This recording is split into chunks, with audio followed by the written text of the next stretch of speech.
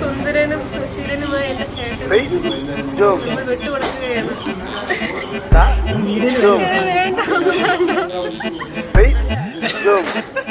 ചേച്ചിയുടെ ഫേസിലോട്ട് നോക്കിയോ ചേട്ടാ.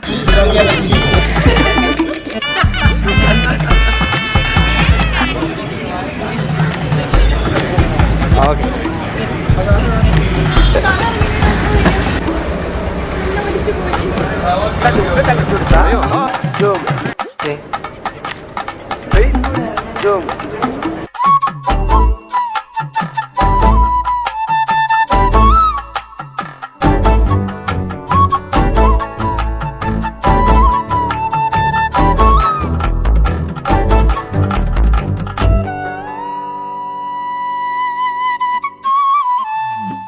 ആദ്യം ഫോണിൽ കൂടെ സംസാരിച്ചു. എൻ്റെ അടുത്ത് ചോദിച്ചു എവിടെയാണെന്ന് വെച്ചപ്പോൾ ഞാൻ പറഞ്ഞാൽ കഴക്കൂട്ടത്തോട്ട് പോവുക, എന്നെ ഇങ്ങോട്ട് നമ്മൾ എന്നെ കൂടെ കണ്ടിട്ട് പോകാമെന്ന് പറഞ്ഞു. കാരണം നമുക്ക് ഫോൺ സംസാരിച്ച അടുത്ത സ്റ്റെപ്പ് എന്ന് പറഞ്ഞാൽ നേരിട്ട് കാണുന്നതാണല്ലോ.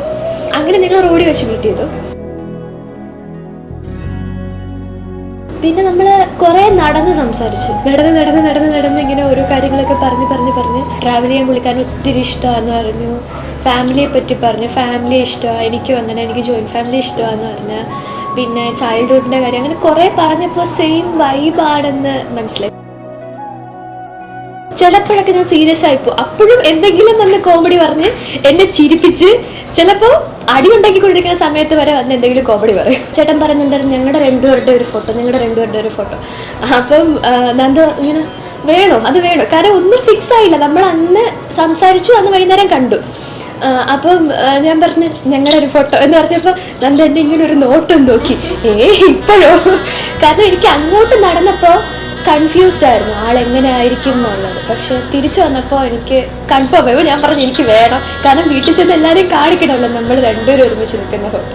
അങ്ങനെ ഒരു ഫോട്ടോ ഒക്കെ എടുത്ത് തിരിച്ച് വീട്ടിൽ വന്ന് അങ്ങനെ തുടങ്ങി.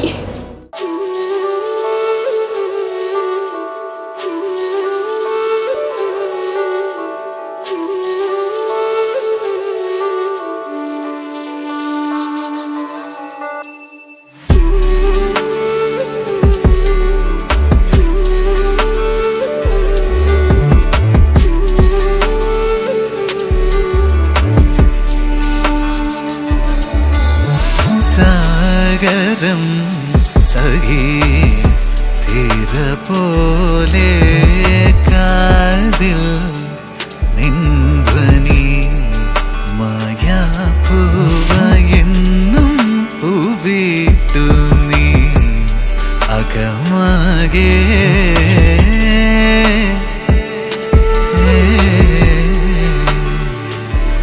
ഋതുക്കളാ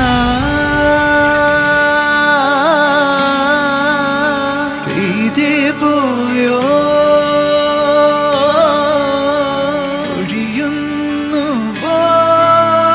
കാലമേറെ കാതലാകുമീ ഇറൻ കുഞ്ഞു പൂവിലേ നീ പൊൻകണം. എന്റെയും ചേട്ടൻ്റെയും അതേ വൈബ് തന്നെയാണ് എൻ്റെ ചേട്ടത്തെ അമ്മയും. അതുകൊണ്ട് ആ കാര്യത്തിൽ നമ്മൾ ഭയങ്കര ഹാപ്പിയാണ്. നമ്മൾ അനിയത്തി ചേട്ടനായിട്ട് അടിപിടി ഒക്കെ ഉണ്ടാകുമെങ്കിലും നമ്മൾ തമ്മിൽ നല്ല ബോണ്ടാണ്. ചേട്ടത്തെ അമ്മ കൂടെ വന്നതിന് ശേഷം പുള്ളിക്കാരൻ ഭയങ്കര ഹാപ്പിയാണ്. രണ്ടുപേർക്കും അവരുടെ ഫ്യൂച്ചർ ലൈഫിന് വേണ്ടി ഓൾ ദ ബെസ്റ്റ്.